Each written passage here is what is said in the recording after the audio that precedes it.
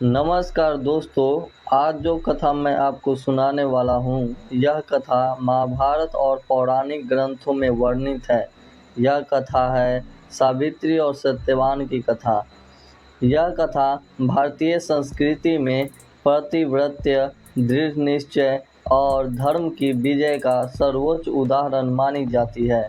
बहुत समय पहले मद्र देश के राजा अश्वपति थे। उनकी संतान नहीं थी। उन्होंने संतान प्राप्ति के लिए वर्षों तक तपस्या और यज्ञ किया। अंततः देवी सावित्री स्वयं प्रसन्न होकर उन्हें वरदान स्वरूप एक कन्या प्रदान की। उसी कन्या का नाम रखा गया सावित्री। सावित्री बचपन से ही अत्यंत तेजस्विनी, रूपवती और गुणों में अद्वितीय थी। उनका सौंदर्य इतना दिव्य था कि लोग उसकी तुलना देवी से करते थे। परंतु वह केवल रूपवती ही नहीं बल्कि विदुषी और धर्मनिष्ठ भी थी।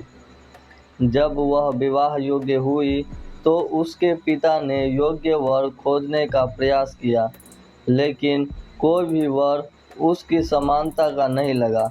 अंततः राजा अश्वपति ने सावित्री को स्वयं वर चुनने को कहा। सावित्री ने वन में भ्रमण करते हुए सत्यवान नामक एक युवक को देखा। वह अत्यंत तेजस्वी, पराक्रमी और धर्मनिष्ठ था। सावित्री ने उसे ही अपना पति चुन लिया, किंतु महर्षि नारद ने सावित्री को चेतावनी दी।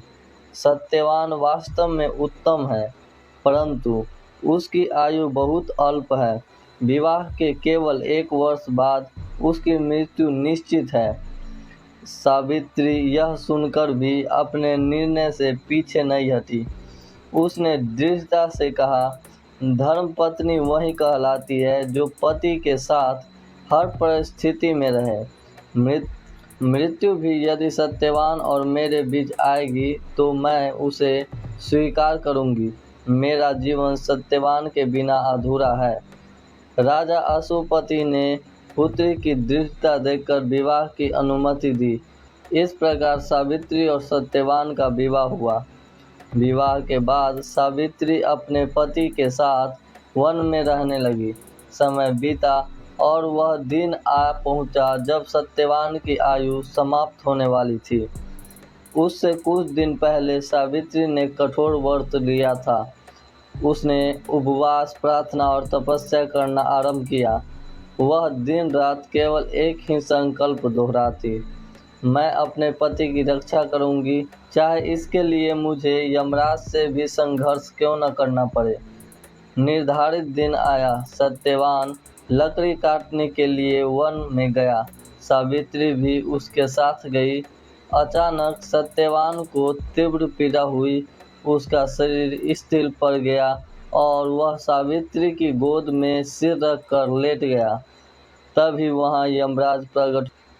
वे सत्यवान की आत्मा को लेने आए। यमराज ने आत्मा को पास में बांध लिया और उसे अपने साथ ले जाने लगे। सावित्री ने पति को जाते देखा तो तुरंत यमराज के पीछे चल पड़ी। यमराज ने उसे समझाया, हे पतिव्रता नारी, यहाँ से लौट जाओ। स्त्री का धर्म है कि वह शमशान तक पति के साथ जाती है, उसके आगे नहीं। परंतु सावित्री रुकी नहीं। वह दृढ़ कदमों से यमराज के साथ चलती रही। यमराज ने बार बार उसे समझाया और अंततः बोले, तुम्हारा पतिव्रत प्रशंसनीय है। तुम मुझसे कोई वर मांगो, परंतु सत्यवान का जीवन छोड़कर। सावित्री ने बड़ी बुद्धिमत्ता से वरदान मांगे। पहला वरदान, मेरे ससुर जी जो अंधे हो चुके हैं और अपना राजपाट खो चुके हैं, वे फिर से नेत्रवान हो जाएं और राज्य प्राप्त करें। यमराज ने कहा, तथास्तु।